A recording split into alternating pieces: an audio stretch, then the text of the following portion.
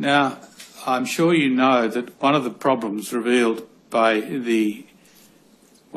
for survivors revealed by their evidence in this very hearing is their concern about having to approach men within the church to tell their story and then have that story assessed and judged by men alone. Do you understand?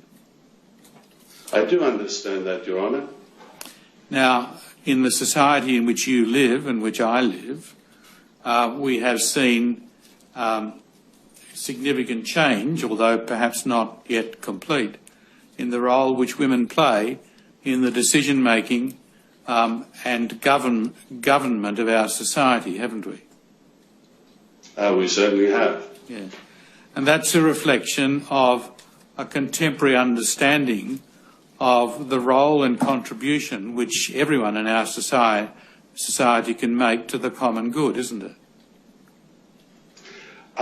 Yes. Now, and I'm sure you know of the concerns expressed by the women who have given evidence in this hearing about the confrontation and difficulty in that confrontation which they found in approaching a male dominant structure. You understand that? I do understand that, Your Honour. Is there room for the church to change that? That's a very good question. I'm glad you asked that. Is there a chance to make elders women or make women elders? No. There is no leeway there.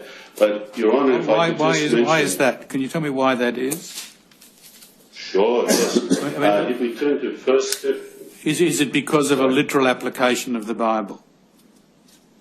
Your Honour, it goes back to the theme of the Scriptures right from the creation of Adam, right through Israelite times to the Christian era.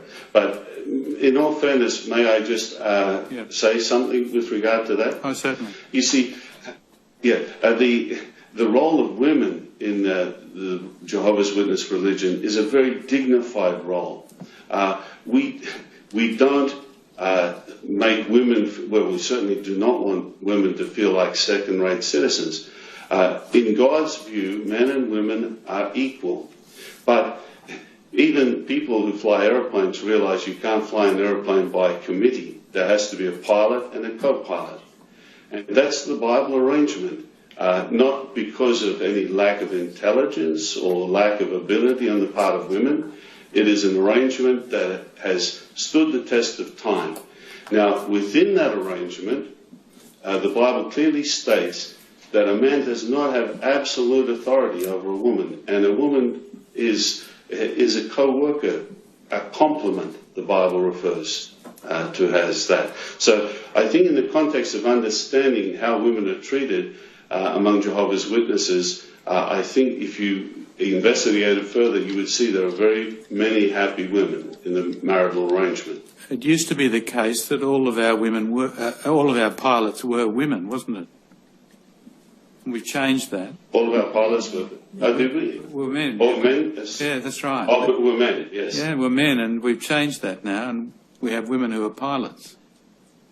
Why couldn't the church accept that women can contribute to the decision-making processes, particularly in relation to allegations of sexual abuse brought forward by women?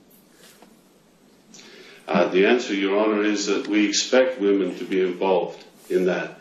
But in the actual role as elders within the Christian congregation, there is a very firm standard set there. There is no leeway whatsoever for that in the belief of Jehovah's Witnesses. But if I could mention, some of the reports that you've considered are from 25 years ago. And if I understand correctly from what little I heard of the Commission in the last few days, Mr. Spinks very accurately described that there has been more an awareness of Jehovah's Witnesses to make sure that any victim who has been a victim of a horrible crime does not be required to actually go before three men. We've made changes, Your Honour, because those changes in the actual technicalities of the policies don't change, they're not affected by the actual Bible principles, except the very important principle of showing love, empathy and concern, and trying to avoid any form of trauma. And that's our desire. If it wasn't perfect before, which it wasn't, we've tried to change that. And we will make further changes when we consider the recommendations of the Commission.